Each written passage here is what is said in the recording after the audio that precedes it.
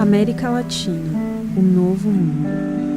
Terra unida, fragmentada, indígena, negra, branca, mestiça, tantas, uma. América das histórias, de descobrimento e de conquista. Quando começou sua história? Há 500 anos, quando chegaram os europeus? Guerras, heróis, conquistadores, libertadores, revolucionários construíram e escreveram essa história. Mas nessas crônicas havia também as mães, as filhas, as esposas e as guerreiras, que viveram as narrativas sem passar aos livros. Quem é a mulher latino-americana? Ou as mulheres latino-americanas? Uma pergunta simples, uma resposta complexa, múltipla, diversa. Uma busca através do invisível, pela mulher que moveu a história sem nunca ser vista. No trabalho, na casa, nas ruas, nas escolas, nos parlamentos. Por meio dos séculos, essas mulheres conquistam seu espaço em um dos continentes com as maiores taxas de desigualdade social do mundo. América Latina, lar de diversidade e inequidade, mas acima de tudo, nosso lar. Mas o que é afinal ser mulher? Como uma diferença biológica resultou em tamanho hiato? Partir por reconocer que somos diferentes biológicamente, ¿no? Que tanto hombres y mujeres nacemos con órganos sexuales y reproductivos diferentes, y a partir de esa diferenciación biológica es que las sociedades construyen socialmente maneras de cómo las personas deben de comportarse, ¿no? En relación a si naces con un pene, con una vagina, la sociedad y las culturas también van moldeando, ¿no? Y establecen atributos y un conjunto de reglas, te establecen roles y también espacios en los que tú debes poder moverte y desarrollarte, ¿no? Que de alguna manera restringen también, porque al ser construcciones sociales y culturales también tienen a la base un conjunto de prejuicios y estereotipos también, ¿no? A veces lo equiparamos con estas cosas del formato, del disquete, como si nuestra cabeza fuera una computadora, y entonces nosotros somos formateados en esa idea, ¿no? Entonces, a partir de esos mensajes, de esos mandatos, de esos mitos, de esas leyendas, se va reproduciendo y tras generación eso se va y se asume como algo natural, ¿no? Crescemos por um processo de socialização. A sociedade molda comportamentos com mensagens e mandatos, que apesar de não estarem escritos, se reproduzem desde nossa criação e constroem modelos de como são homens e mulheres. Mas essas normas podem nos definir por completo? Somos somente o branco ou o negro, o azul ou o rosa? Há cerca de 40 anos, esses questionamentos rondavam um grupo de mulheres no Peru, que tinham tudo aquilo que uma mulher deveria querer e se sentiam incompletas. Uma delas era Vitória Villanueva, hoje diretora da Manuela Ramos, ONG que nasceu da união dessas mulheres. Bueno, Manuela Ramos era un grupo de mujeres que por allá en 1977, 78, estábamos preguntándonos qué pasa con nosotras, por qué no estamos satisfechas de la vida. Empezamos a juntarnos, un grupo de amigas, y todas teníamos más o menos la misma percepción, que habíamos estudiado, teníamos hijos, habíamos viajado al exterior, teníamos más o menos las comodidades de una clase media estudiantil, universitaria, pero algo estaba faltando. En la conversación salía una serie de sentimientos, porque lo que había pasado en el día, que antes no lo compartíamos con nadie, esta era la oportunidad para decir, mira lo que me pasó, y la otra decía, mírame a mí, y a la semana siguiente alguien también tenía algún tropiezo y lo traía. Estos tropiezos casi siempre eran relacionados con la vida familiar, la vida de partido, la vida estudiantil, o habían hijos menores, en fin, muy diversa la situación de nosotras, pero los problemas eran los mismos. Entonces discutíamos, bueno, ¿y esto por qué será? Y empezamos así durante un buen tiempo. Vimos que esto no pasaba con ellos, a ellos no les pasaba este tipo de angustias, de inseguridades, de temores. Decidimos entonces que de repente lo nuestro era un poco de inseguridad, de insatisfacción, porque éramos una clase media que aspiraba a más, que de repente sectores empobrecidos de la población, mujeres, no tenían ese sentimiento, que de repente esto no les había pasado por la cabeza. Y decidimos entonces acercarnos a ellas. Y empezamos con temas muy sencillos, pero que nos reveló que también las mujeres en Lima, en barrios populares, tenían este mismo sentimiento, ¿no?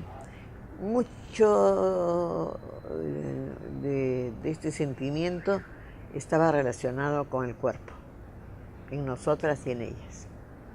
Tenía que ver con la primera menstruación, las violaciones, incesto, con cuestiones que no lo hablamos en las casas, ni en los colegios, ni en las universidades. El otro camino que nos vinculábamos era en el trabajo de la casa, que no se terminaba nunca. Entonces, que limpiar la casa, que la cocina, que los hijos que lloraban y que uno no podía salir, y si salía así asustada porque iba a llegar la hora de la comida y no estaba la comida hecha y el marido se molestaba. Todo eso era el otro tema. Y nunca teníamos vacaciones, no teníamos plata nuestra, porque la plata que ganábamos se iba íntegra en la educación, en la salud, en la ropa de los hijos, sobre todo.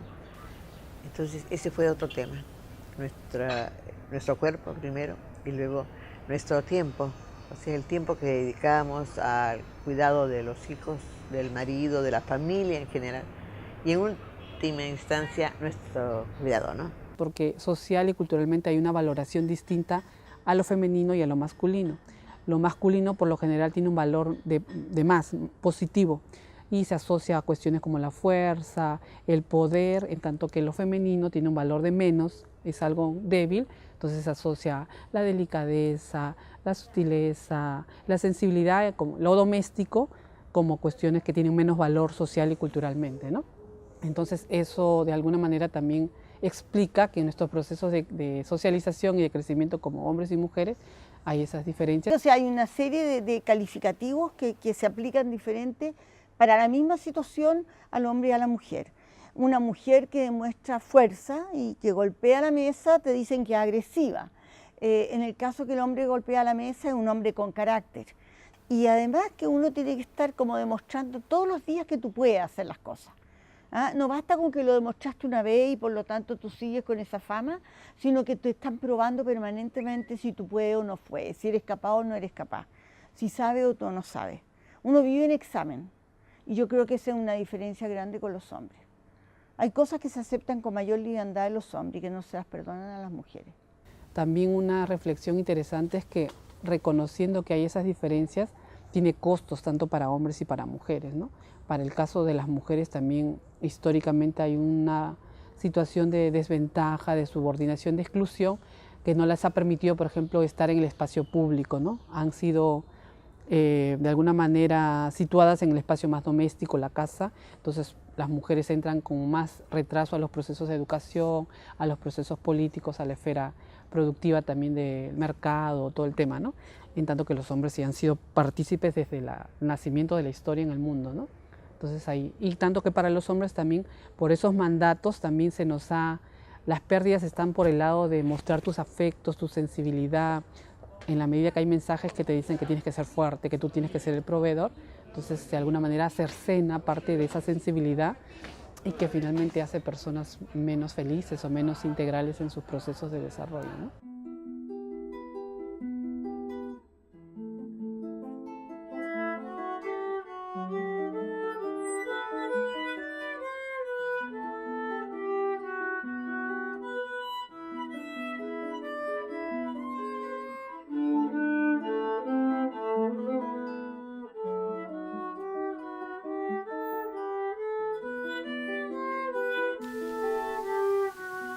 O ser humano é um ser social.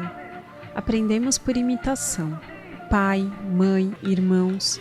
Os laços familiares são os olhos pelos quais conhecemos o mundo. e a lente pela qual o veremos ao longo da vida. É a partir de nossa criação que aprendemos os valores de nossa cultura.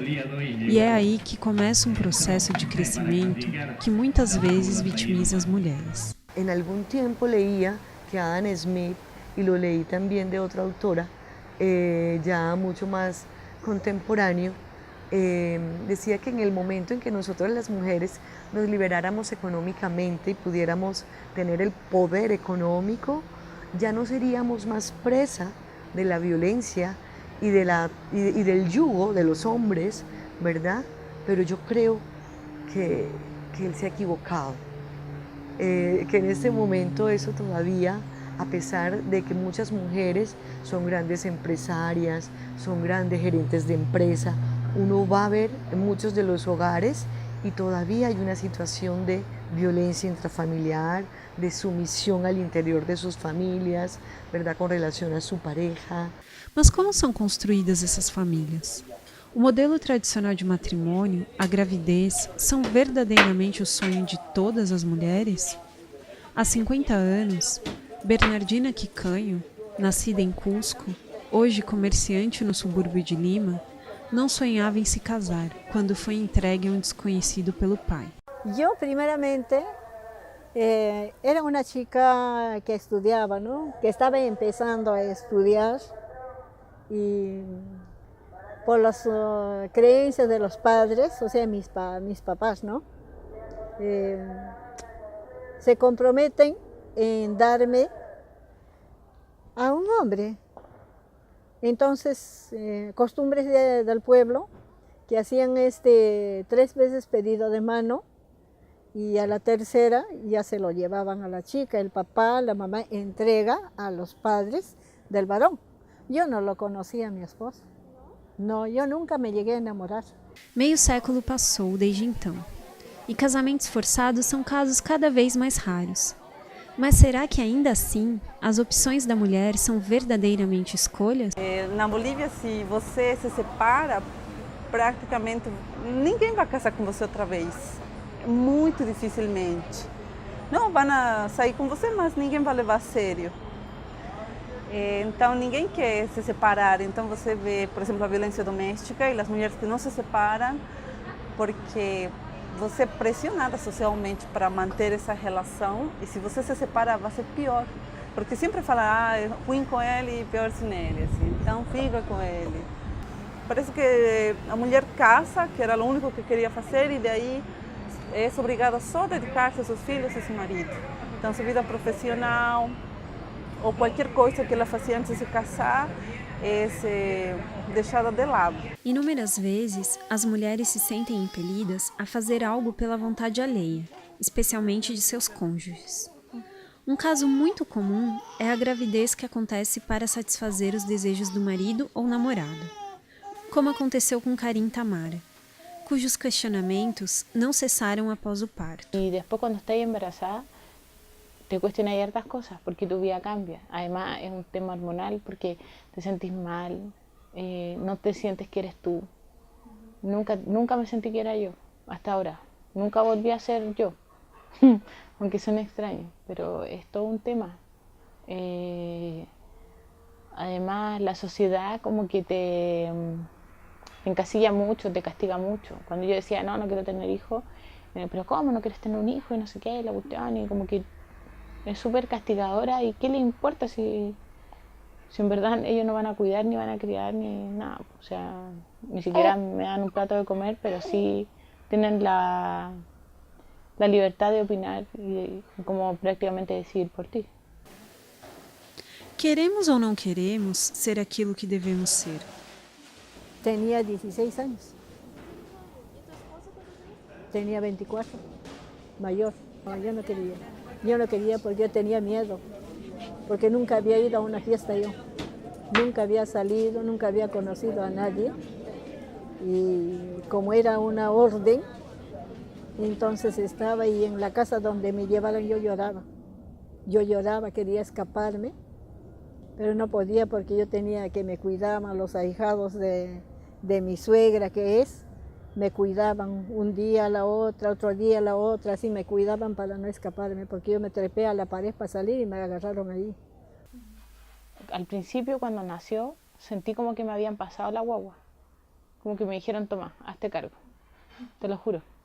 Y es súper heavy, y es súper angustiante, y a veces llora y no sabéis qué tiene, y buscáis mil formas y te angustiáis porque hasta te ponía a llorar porque no sabéis qué hacer.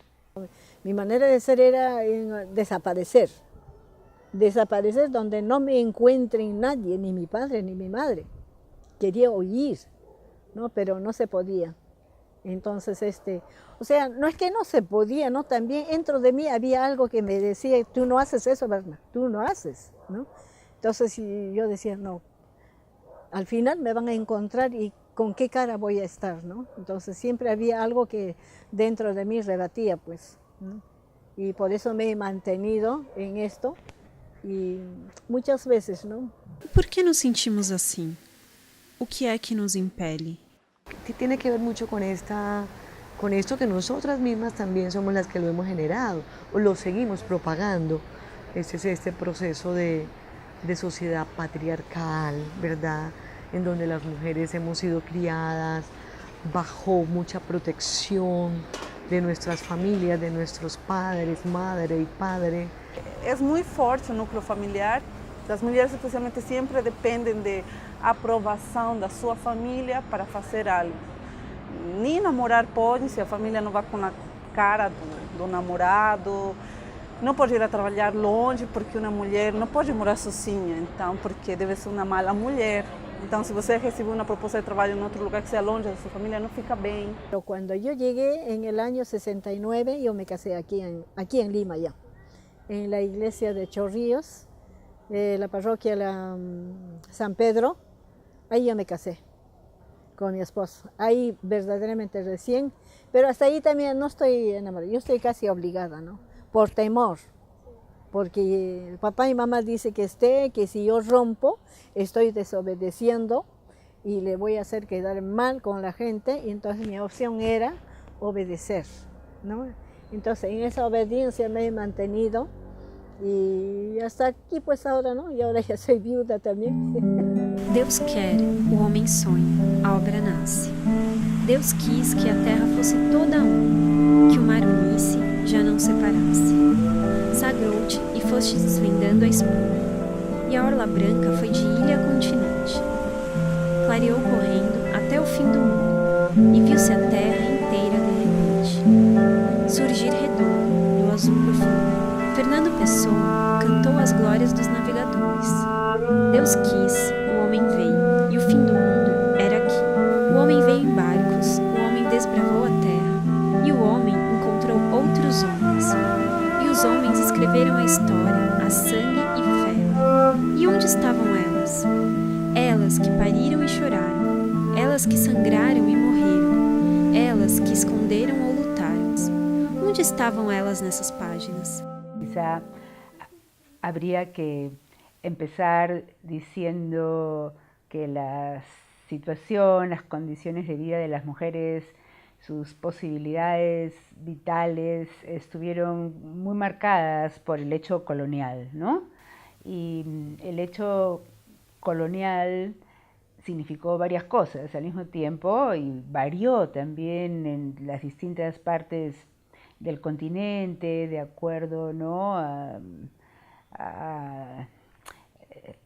a las condiciones originales, locales, iniciales, y también cómo se combinó con la imposición de una monarquía católica, ¿no? Una monarquía católica que, bueno, no tenía una burocracia propiamente dicha para extenderse en las zonas invadidas, conquistadas, y eso significó también que los guerreros organizaran la sociedad, ¿no? Guerreros que se iban convirtiendo en marqueses, en gobernadores, etc. Entonces era un estado como patrimonial, ¿no? Muy avalado por la Iglesia Católica, por el papado, ¿no? Y digamos, también llegó el código de honor, ¿no? Como parte de la cultura guerrera. Entonces el código de honor que era parte digamos que se había generado en la guerra en la península ibérica como un concepto que orientaba las relaciones, ¿no? Los hombres adquirían honor, ganando las batallas, conquistando territorios, ¿no? Consiguiendo botines importantes para repartir a los guerreros, ¿no? Y las mujeres conseguían honor solamente, o sea, reconocimiento, ¿no? Prestigio, reputación, estatus solamente a partir de su recato sexual. Entonces, estos conceptos que traían también la noción de obediencia y la noción de protección, ¿no? Hombres protegían a mujeres que obedecían a estos hombres, ¿no? Entonces, eso fue como el mandato, ¿no? Lo formal, lo hegemónico, digamos, lo que en principio orientaba esa configuración social colonial en general. Cuando decimos las mujeres decimos múltiples culturas en relaciones muy complejas, pero no son relaciones horizontales, sino de subordinación y de dominación, ¿no? Creo que en cada una de estas culturas las mujeres han tenido roles fundamentales. En primer lugar porque son las que sostienen la reproducción de la vida, la economía del cuidado, ¿no? Por lo menos ahora, después de 500 años de dominación colonial. Nosotros no sabemos cómo era antes de la llegada de los españoles. Y todo lo que dicen sobre antes de la llegada de los españoles está influido por la cultura dominante. Y lo que escribieron los cronistas es escrito por cronistas hombres, varones, blancos, católicos, sumamente misóginos, hasta misóginos podríamos decir. Entonces, bueno, el rol de la mujer se oscurece, de las mujeres se oscurece totalmente, las mujeres no aparecen en los relatos históricos. Una constatación que hacemos es que la mujer ha tenido a lo largo de la historia de nuestros países un rol protagónico, pero que no ha sido visibilizado y valorizado en su real dimensión, ¿no? Ha habido un ocultamiento por esta visión que se tiene de asociar lo femenino con algo de menor valor, con algo débil, que no tiene el mismo valor social y cultural que lo masculino. Entonces, en esa apuesta la historia también ha sido ingrata en ese sentido y no ha reconocido el aporte de las mujeres en los procesos de construcción de democracia y de desarrollo en Latinoamérica, ¿no? Pero ¿qué historia estamos hablando? ¿La historia de las batallas? Detrás de las batallas había mujeres. Detrás de cada ejército siempre había montones de mujeres y niños que iban arrastrándose y que hacían las comidas y el campamento y curaban a los heridos y enterraban a los muertos. O sea, es falsa esa idea de que la guerra era solo hombres, ¿no? Lo que pasa es que los hombres estaban adelante. Y bueno, en las guerras campesinas las mujeres estaban adelante. En Perú ha habido muchas guerras campesinas porque los campesinos han tenido que tomar sus tierras a la fuerza, sus tierras que fueron expropiadas por los colonizadores y hicieron grandes haciendas, igual que en Brasil, me imagino. Entonces hemos tenido esos sistemas que han oprimido a la mujer y han terminado subordinándola en esa condición, ¿no? Entonces, sí hay aportes en los procesos emancipadores en América Latina, tenemos ejemplos varios también. En el Perú, por ejemplo, tenemos heroínas como Micaela Bastidas, María Parado de Bellido.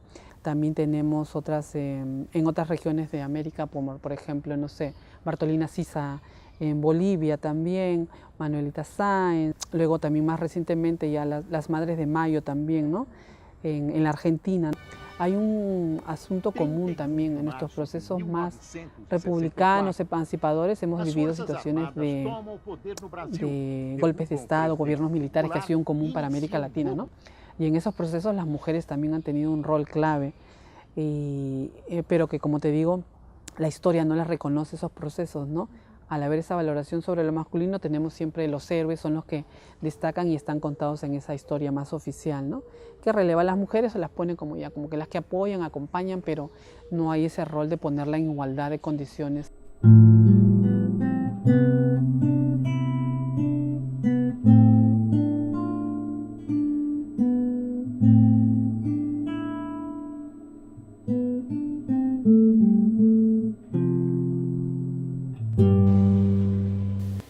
¿Cómo sería historia contada por ellas? Ellas estarían hablando de cómo pasaron hambrunas, de cómo enfrentaron las hambrunas, desarrollaron nuevas recetas, de cómo aprendieron a cultivar en sus jardines, de cómo pudieron rescatar las semillas. Por ejemplo, las mujeres son las depositarias de la semilla, las mujeres son las que siempre cultivaron cerca al hogar, enfrentaron las hambrunas, enfrentaron las sequías y enfrentaron las plagas, porque había epidemias tremendas. ¿Y quiénes eran las cuidadoras? Entonces las que desarrollaron formas de cuidado, encontraron las plantas, hay muchísimo conocimiento que lamentablemente se pierde por esa misoginia, ¿no? Porque, por ejemplo, cuando vienen los médicos con el desarrollo de la medicina en 1700 y tantos, ¿no? Empiezan a desprestigiar a las curanderas y a las hierberas y a las brujas, entre comillas, que no son brujas, son mujeres sabias, ¿no? Como también había hombres sabios. Yo creo que esa es la historia que ellas contarían, ¿no? Y contarían la historia burlándose de los hijos, hombres, que se pelean tanto entre ellos, que generan guerras, ¿no? Porque hubiera sido otra la historia, ¿no? Há que se fazer pouco mais de esforço para ver a inequidade que ainda persiste nas nossas escolas. Aqui pouco veremos de agressões físicas, ao contrário.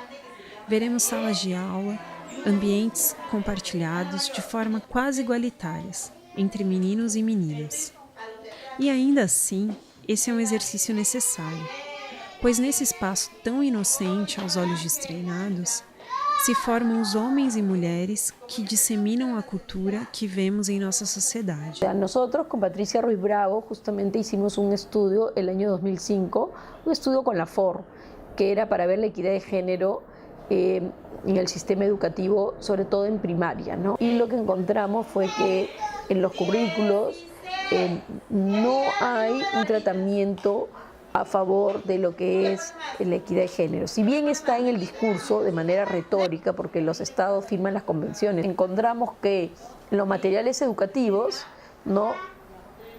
También, o sea, en los primeros ciclos tendían a ser más igualitarios, pero conforme avanzabas encontraban los mismos estereotipos que se reiteraban desde años, o sea, en la tradición más jerarquizada de los hombres, figuras de mujeres en la casa, mujer asumiendo roles de la enfermera, la profesora, la cuidadora justamente, ¿no? La profesora, pero no ingeniera, no la mujer en el espacio público.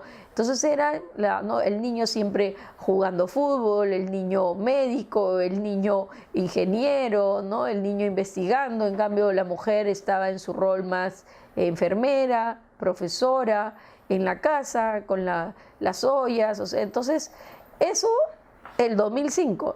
Y lo que ha encontrado una investigación que justo estoy revisando agora recentemente é que isso não ha cambiado. O esforço para mudar esses papéis estereotipados que vão definindo, desde tão jovens, os lugares do homem e os lugares da mulher é marco importante para mudanças sociais maiores. O Chile vem dando exemplo nessa iniciativa. El tema de educación, los libros que se usan en la formación de los estudiantes cuando son más pequeños, sean libros que tengan imágenes y que tengan historias no sexistas. O sea, que muestren tanto hombres como mujeres en cualquier tipo de labores.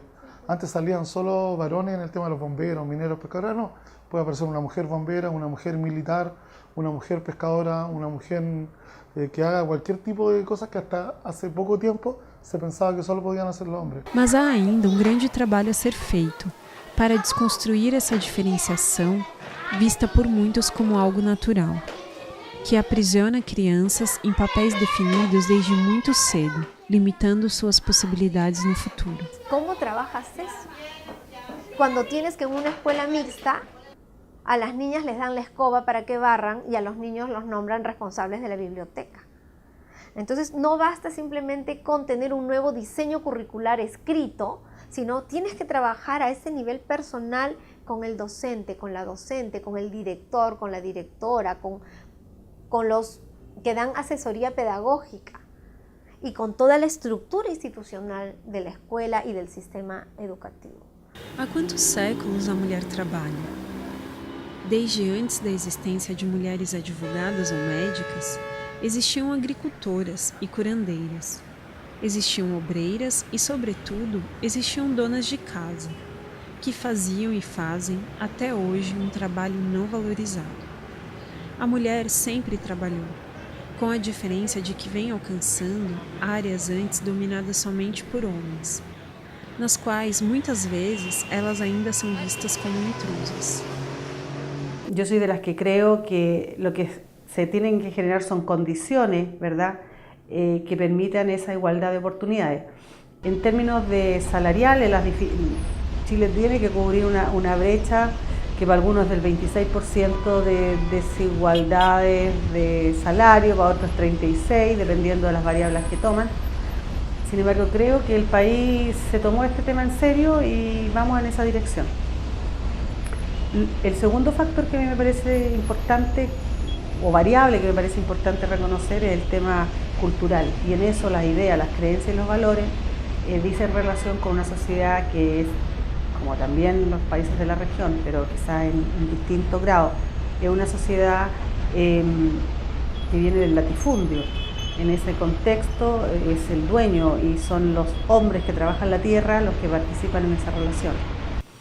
Hoy día, en una sociedad más modernizada en algunos aspectos, el tema, el machismo, digamos, y el relato que se ha construido, yo creo que va en retirada, pero todavía está súper arraigado en los procesos de toma de decisión en las organizaciones. La igualdad es una lucha permanente, digamos, permanente.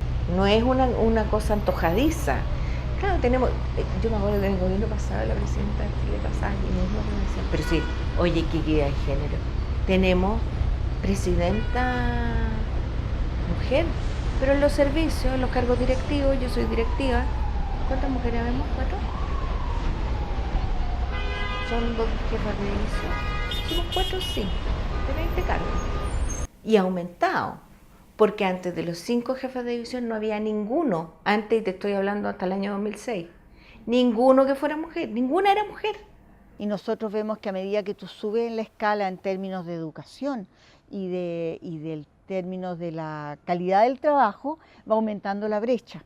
O sea, nosotros a nivel de obrero, los salarios son bastante parejos, dependen de los trabajos que se realizan, por supuesto, pero cuando tú llegas al nivel de gerencia, ahí tú ves que hay una diferencia bastante grande entre el gerente hombre y el gerente mujer. Pero además se da porque generalmente las mujeres están en gerencias que tienen que ver con personal, que tienen que ver más con la cosa más de relaciones, ¿cómo se dice? Responsabilidad social empresarial, etcétera. Y los hombres están más en gerencias comerciales y de otro tipo en que pagan más. Pero incluso para un mismo trabajo tú todavía ves que hay una brecha grande. Y lo otro es que cuando tú postulas a un cargo, la mujer demuestra que tiene como el doble de currículum para que más o menos pueda competir con un hombre. ¿Te fijas? O sea, todavía tenemos esas trabas culturales que son muy fuertes. Por fim, a incorporação da mulher e, sobretudo, a valorização de seu trabalho fazem a diferença no nível de desenvolvimento de um país. La incorporación social de la mujer hace una gran diferencia entre un país pobre y un país rico. Y la incorporación y el reconocimiento de lo que una mujer hace, porque esta mujer puede ser incorporada laboralmente al trabajo, digamos, con condiciones salariales iguales a los hombres, y eso redunda inmediatamente en los hijos. O esta mujer puede elegir quedarse en su casa al cuidado de sus hijos, desarrollando labores domésticas, pero reconocidas como una labor, como el trabajo doméstico reconocido. Ambas tareas que desarrolla la mujer implican para un país a futuro hijos, ¿no es cierto?, que están siendo mejor cuidados, mujeres que pueden aportar a su hogar y por lo tanto una sociedad más sana, con menores niveles de delincuencia, etcétera, etcétera, etcétera. E talvez uma das manifestações mais cruéis da iniquidade nas relações de gênero seja a violência que tem números altíssimos no continente. En Chile hay cifras conservadoras que dicen que 1 de cada 4 mujeres ha sufrido violencia alguna vez en su vida. Nosotros tendemos a pensar y a decirlo en los talleres que hacemos o en los seminarios, a hablar de que Yo creo que el 100% de las mujeres alguna vez han sido víctimas de algún tipo de violencia. Y también creo que el 100% de los varones en algún momento hemos ejercido algún tipo de violencia contra las mujeres. Psicológica, física, sexual, económica ou de outra índole. A violência não é cultural. A violência não pode ser mudada por bom sentimento, porque atribuíram a nós a felicidade do lar, historicamente, em todas as religiões monoteístas, e colocam que, e a gente ainda continua achando que a violência tem que ser, a gente consegue mudar o nosso parceiro violento, agressor, com mais uma chance. Toda mulher acha que pode dar mais uma chance, porque todo agressor é sedutor. Ele agride, ele machuca, ele bate, leva você ao óbito, mas ele é bonzinho, né? Então a mulher fica nessa esperança, é eterna esperança. E quando a gente já sabe que hoje a violência é uma doença, e a violência tem que ser desconstruída, ela tem que ser tratada. Não adianta você tirar o agressor de uma mulher porque ele vai produzir agressão em outra mulher. Então ele tem que ver do que a lei da Maria da Penha coloca. Ele tem que ser tratado, ele tem que passar por uma equipe interdisciplinar para que ele desconstrua aquele modo, aquele entendimento que ele tem de ser homem. E essa violência não ocorre somente em seu próprio país. Muitas vezes, condições adversas podem intensificá-la, como explica Giovanna Moya, imigrante boliviana que vive em São Paulo. O que acontece é que você tem uma migração, por exemplo, bem nova. Então, estão vindo muitos jovens. Eles vêm sem núcleo familiar. Aí o que acontece? O primeiro que fazem é se casar, também para se proteger, porque nova, dentro de uma oficina, que moram tantos homens, inclusive casados, elas são vítimas de acoso e até estupros. E uma forma de se proteger é se casar rápido, né? Então elas casam muito rápido, com meninos novos. De pronto você se vê numa situação que você ganha muito pouco, você tem um filho, você tem que soltar a mão de sonhos que talvez tinha, não? De juntar dinheiro e voltar. Você é discriminado, você não tem um núcleo familiar, porque você trabalha em um lugar com muitas pessoas, não necessariamente são tuas amigas e não necessariamente tem boas relações. Aí os jovens, especialmente, terminam bebendo muito, nos fins de semana. Não, e muitos me perguntam, mas por que bebem tanto? Então, se você vê esse contexto dessa situação, é óbvio que vão beber, porque seria o único lazer, a única fuga mental. Aí eles terminam bebendo muito e, claro, isso gera que salgam tensões ou econômicas, ou a mulher reclama, por que você está bebendo tanto, ou você está gastando dinheiro na bebida. Não? Então, o fim de semana, elas também não, já apanharam, por exemplo, uma menina pode reclamar porque ele saía a beber com os amigos, a jogar futebol e beber, em vez de sair com ela e a filha. Apanham por isso. Para as mulheres, a rua, o espaço público primordial, é um ambiente hostil. O assédio é o primeiro sinal de que o corpo da mulher ainda não é visto como algo seu, senão que do outro ou para o outro. El 100% de mujeres son acosadas en las calles. Uno de las, por lo menos acá en Lima, tú te habrás dado cuenta que hay muchas construcciones. Y una de las cosas típicas es que pasas delante de una construcción y recibes acoso, independientemente de tu edad, independientemente de tu identidad étnica, etc., solo por el hecho de ser mujer. Creo yo que por otro lado, muchas veces se culpabiliza a la mujer. Se dice y se difunde la idea de que si a ti te han hecho algo es por cómo caminas, por cómo te vistes. Entonces no se le ve como víctima, sino al contrario, como alguien que ha provocado essa situação. A violência da rua, de fora, da porta para lá, é somente aí que ela acontece? Nosotros en este momento, acá en Colombia, estamos pasando por una situación muy dura, con el simple hecho de que ya estamos hablando de feminicidios, ¿verdad? O alguien podría decir, bueno, ¿por qué no hablan de masculinicidios? ¿No es cierto? Pero resulta que por la misma condición física de la mujer, el pensar en matar de forma brutal a una mujer o echar ácido en sus caras, como en este momento se está viviendo en Colombia, que vemos que se están tratando algunos casos en donde mujeres han perdido totalmente su identidad, desde física hasta psicológica, a raíz de estas situaciones. Basicamente eu vejo que são vários fatores, são muitos fatores.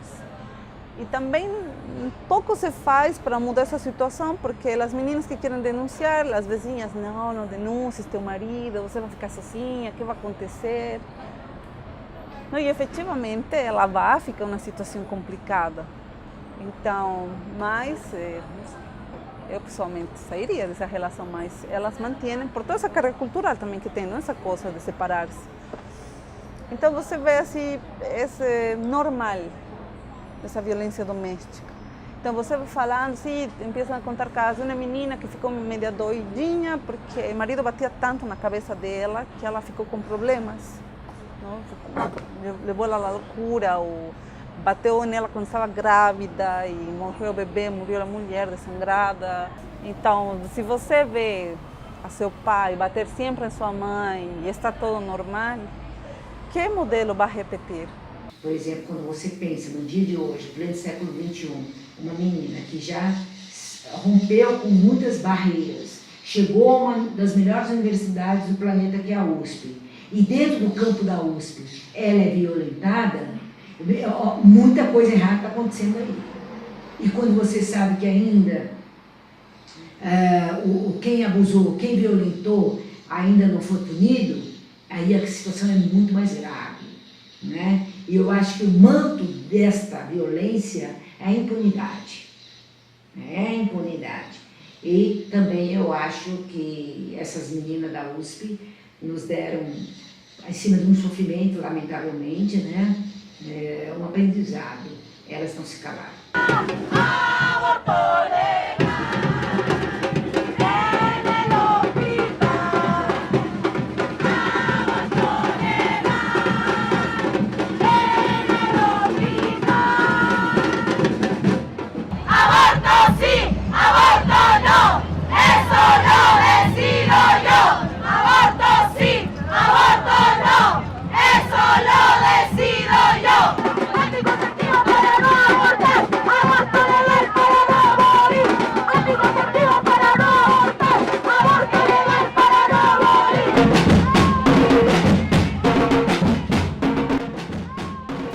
O uso do corpo da mulher é muitas vezes mais passivo que ativo.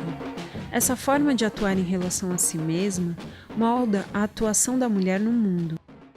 E quando o corpo se torna uma política de Estado, a violência é uma questão de saúde. Yo creo que una de las manifestaciones más graves de la ausencia de libertad sexual es la violencia contra la mujer. Lo básico para poder tener un ejercicio de derechos sexuales y de derechos reproductivos es el acceso a la salud sexual y a la salud reproductiva en las diferentes etapas de la vida.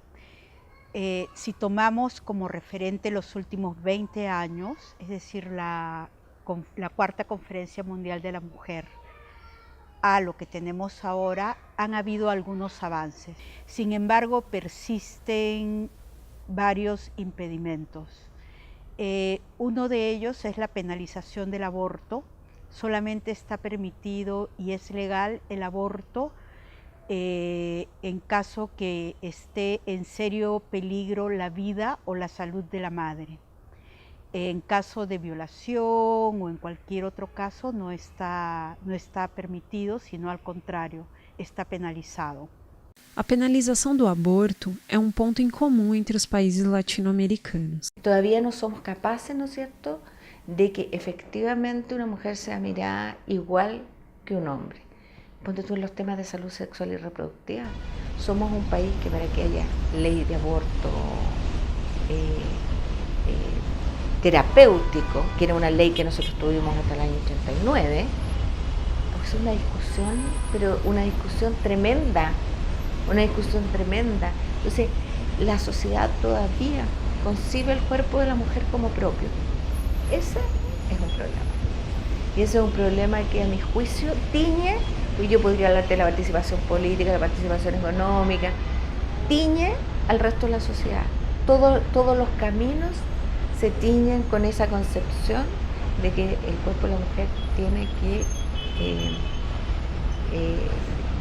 digamos, todavía puede ser discutido por la sociedad y no es una cosa que le pertenece a ella únicamente. En este país es impensable todavía la liberación del aborto y habla también de nuestra idiosincrasia. En Chile se hacen miles de abortos y que son clandestinos. Entonces, no se permite el aborto, pero los abortos se hacen igual y las mujeres lo hacen en condiciones de insalubridad total. A alguien le escuché respecto al aborto, ponte tú, que los hombres el aborto que hacían era mandarse a cambiar, pues dejar a las mujeres con... Y nadie cuestiona eso. En cambio, las mujeres tienen que asumir los hijos de todas maneras. Mas ainda assim, inúmeras mulheres sofrem violência no momento do parto. Lamentavelmente, a violência ela tem cor e tem gênero, né? E ela é uma violência e classe.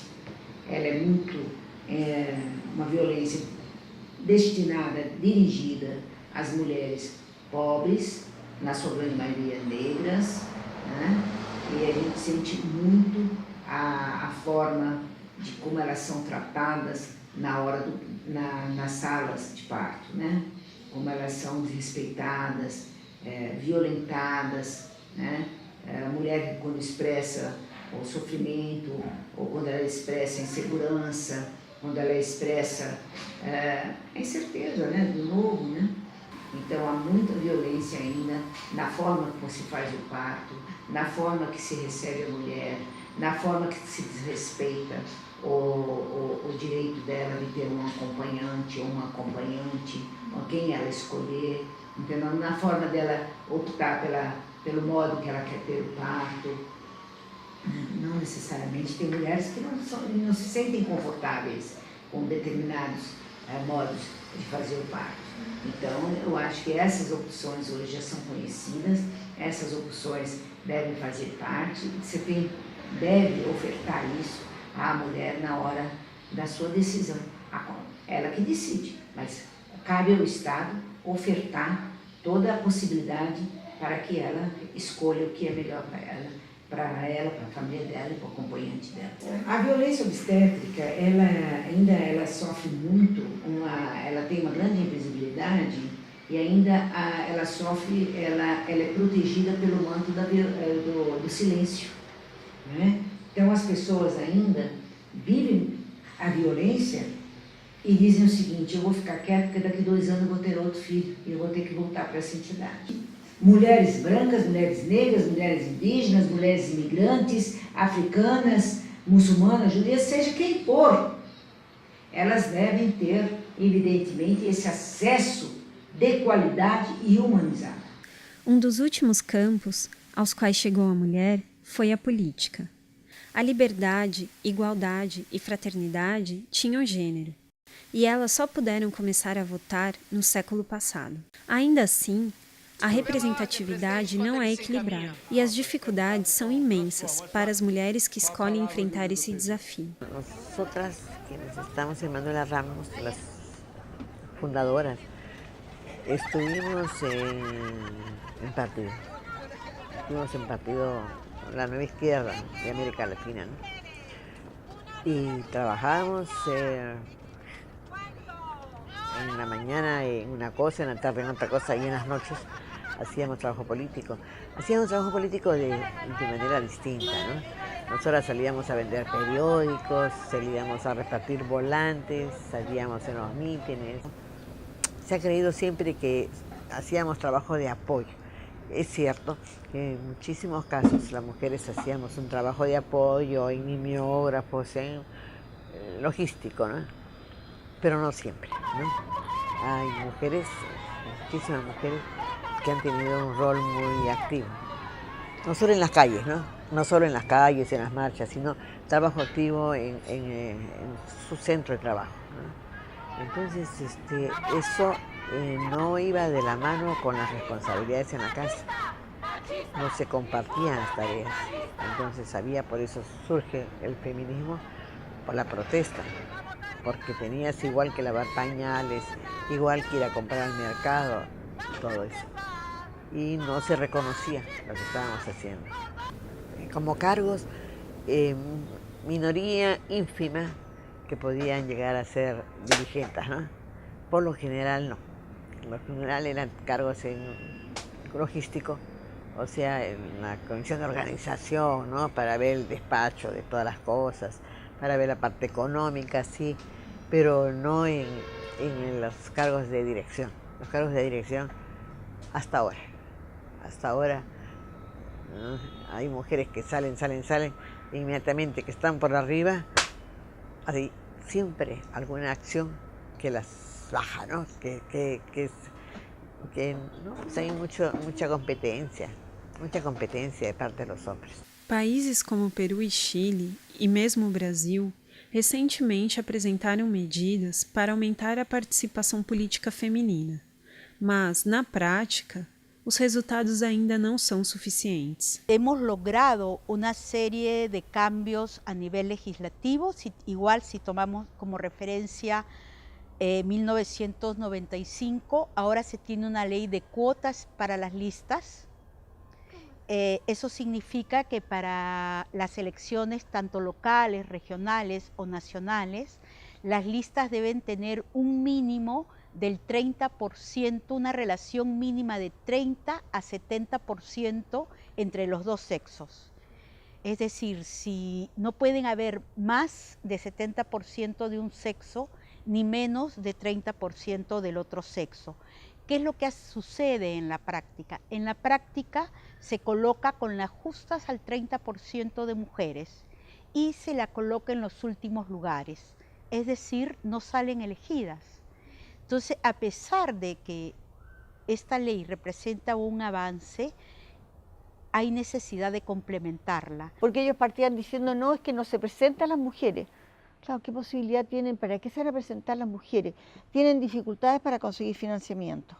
Tienen bastante menor experiencia en conseguir financiamiento, bastante menor experiencia porque le han dado menos oportunidad de hablar en público, de moverse a ciertos niveles.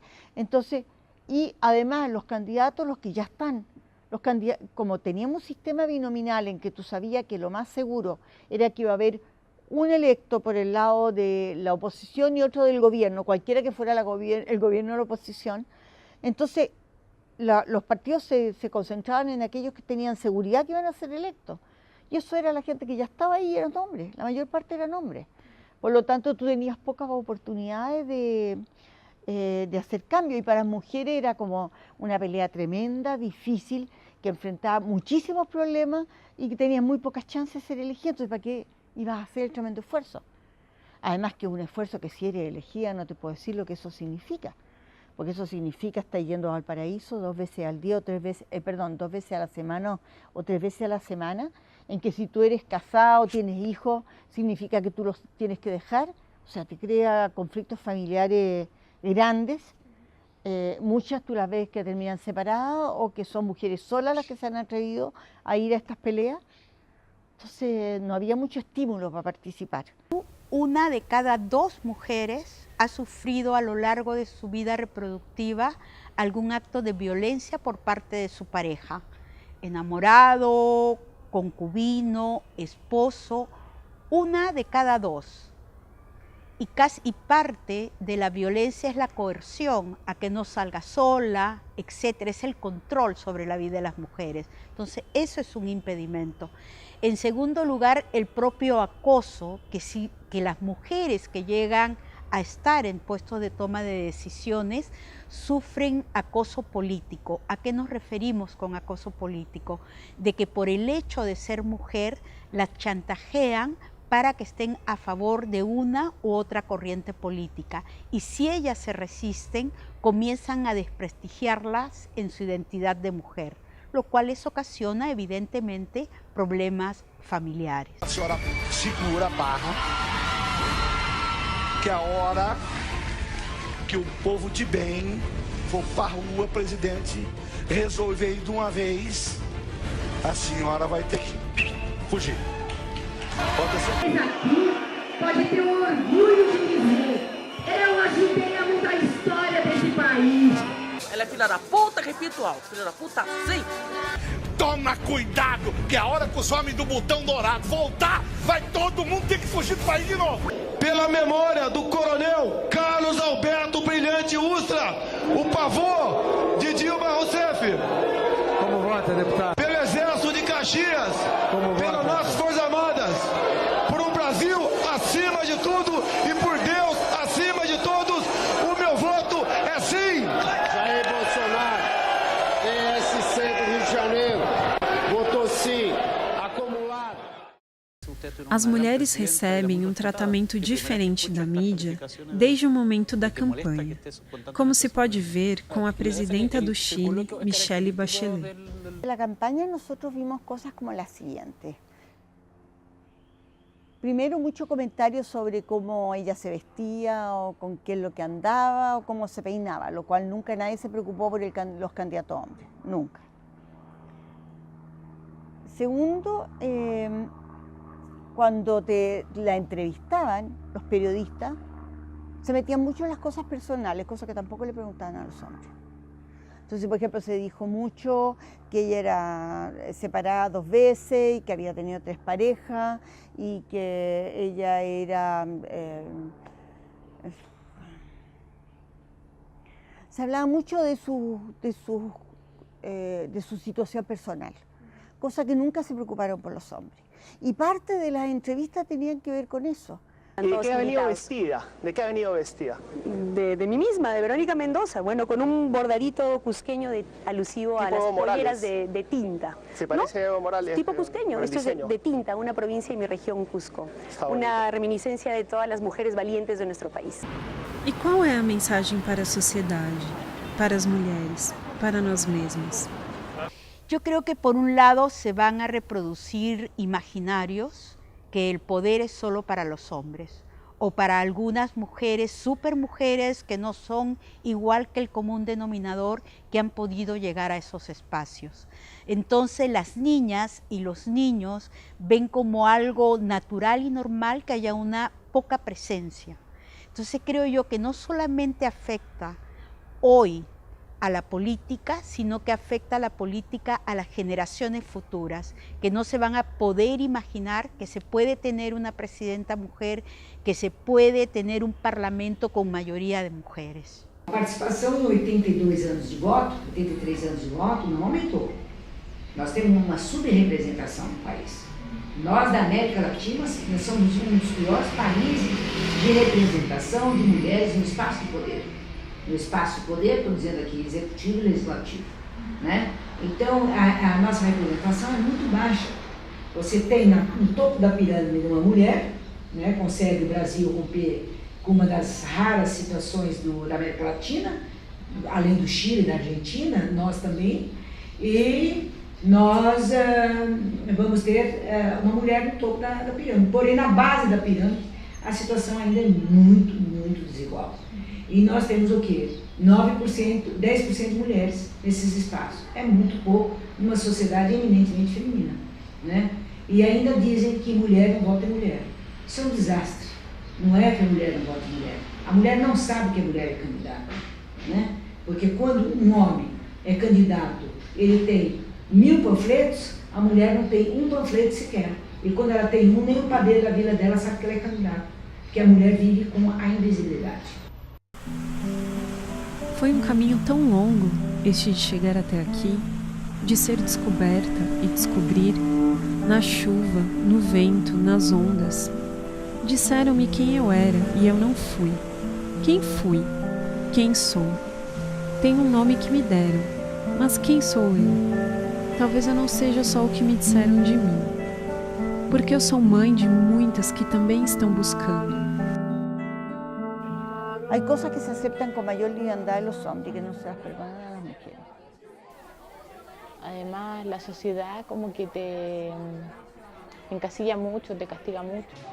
Ni siquiera me dan un plato de comer, pero sí tienen la libertad de opinar y de como prácticamente decidir por ti. Mi manera de ser era desaparecer. Desaparecer donde no me encuentren nadie, ni mi padre ni mi madre. Quería huir, ¿no? Pero no se podía. Que tiene que ver mucho con esto que nosotras mismas también somos las que lo hemos generado o lo seguimos propagando. Este es este proceso de sociedad patriarcal, ¿verdad? En donde las mujeres hemos sido criadas bajo mucha protección de nuestras familias, de nuestros padres, madre y padre.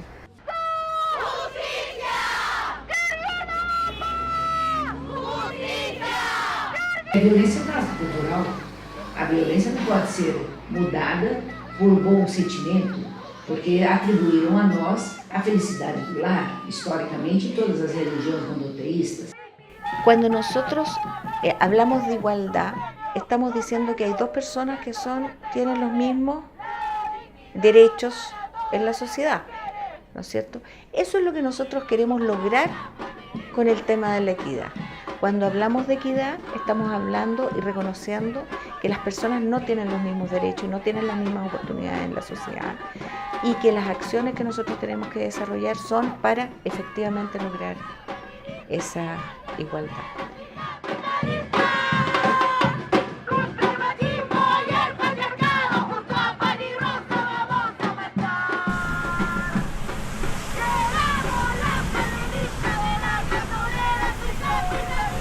E nesse caminho se descobre e se constrói o que é ser mulher.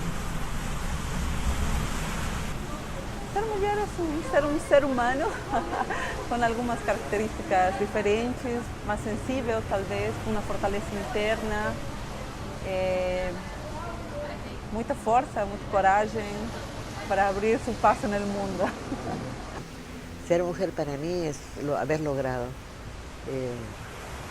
vivir plenamente, vivir de acuerdo a mis deseos, con libertad.